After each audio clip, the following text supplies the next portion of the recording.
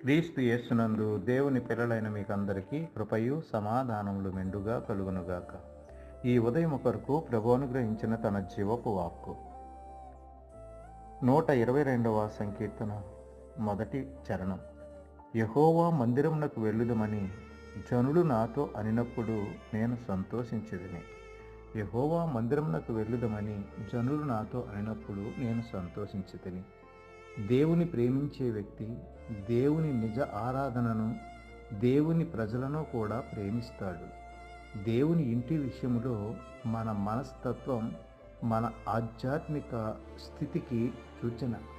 కాబట్టి మనము భక్తి విశ్వాసంలో యందు వర్ధిల్లుతున్నామనడానికి సూచన దేవుని మందిరాన్ని విడువక దేవుని మందిరములో అనునిత్యము దేవుని ప్రజలతో కలిసి ప్రభువును ఆరాధించుట.